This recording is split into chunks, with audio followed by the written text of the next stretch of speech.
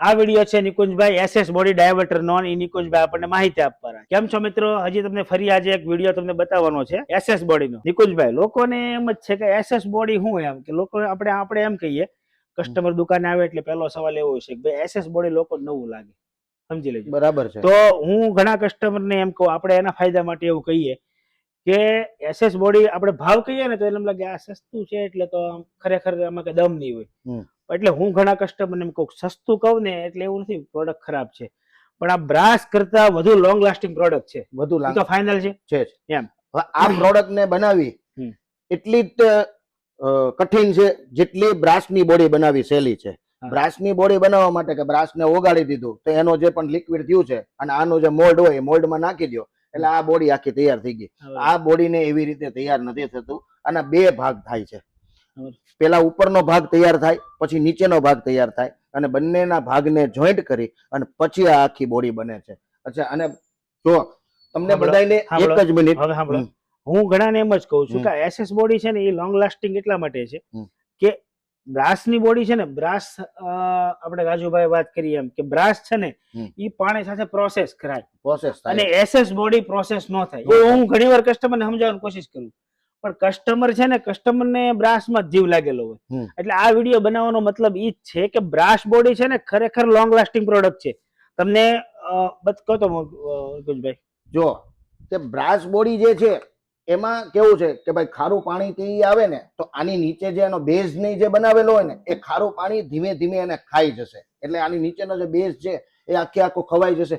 ઘણી વખત અમારે તો આવું બની ચૂકેલું છે કે અમુક એરિયા છે ત્યાં આગળ ટીડીએસ નું કે ખારા પાણીનું પ્રમાણ વધારે હોય ને તો 2 વર્ષ 3 વર્ષ પછી જેવી આ બોડીમાં કઈ પ્રોબ્લેમ આવ્યો હોય ને, ખોલવા ગયા હોય ને તો ખાલી ખોખું હાથમાં આવે છે. બરોબર. બાકી કાંઈ અંદર વધતું જ નથી. એની સામે આ લોંગ લાસ્ટિંગ વસ્તુ છે કે જેમાં કોઈ પ્રોબ્લેમ નહીં આવે.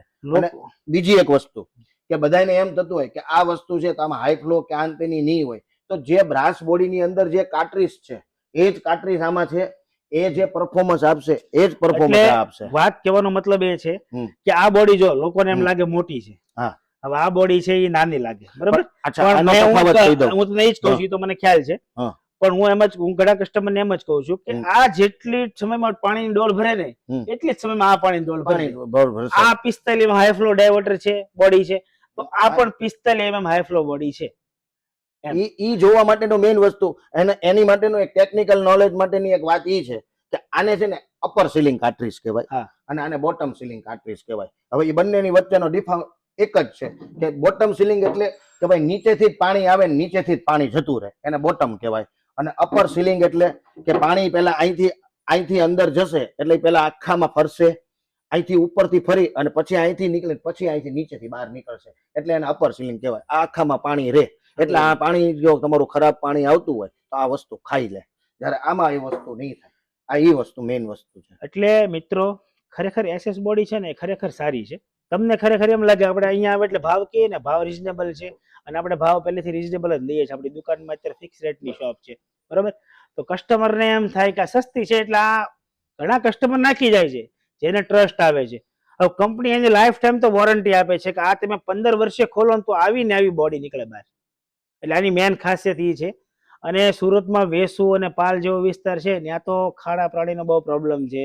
તમે 3-4 વર્ષે અંદર બ્રાસની બોડી પતી જાય છે, એવા મેં કેસ ઘણા જોયેલા છે. હું મેં તમને જે હમણાં દાખલો આપ્યો એ વેસુ એરિયાનો જ દાખલો મેં આપેલો કે વેસુ એરિયામાં જ આ વસ્તુ થયેલી હતી કે બ્રાસની બોડી 2-2.5 વર્ષ પછી પણ કાઢીને બરોબર ખાલી ખોખું જ બહાર નીકળ્યું. એટલે મિત્રો તમે બ્રાસની બોડી લગાવતા હો તો કોઈ વાંધો નથી, પણ જો તમારે ખાડા પાણીનો એવો પ્રશ્ન છે તો આ પ્રોડક્ટ લોંગ લાસ્ટિંગ છે. એ તમને હજી અમે કહીએ છીએ અને હજી અમે આનો વિડીયો પણ બનાવશું. અને એની માટેનો આ અક્ષર ઇલાજ છે કે તમારે ખારું પાણી. આ વિડીયો બનાવવાનો મતલબ એ છે કે લોકો હજી આ વિડીયો જોઈને મારા પર પ્રશ્ન કરે છે ને અહીંયા આવીને, એના જવાબનો આ વિડીયો છે એમ.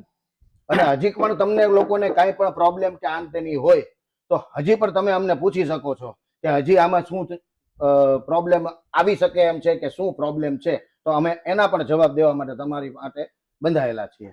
એટલે તમારે કોઈ પ્રશ્ન હોય ને તો મેસેજ કરો અથવા કોમેન્ટ કરો, અમે એનો પણ વિડીયો બનાવું. Thank you.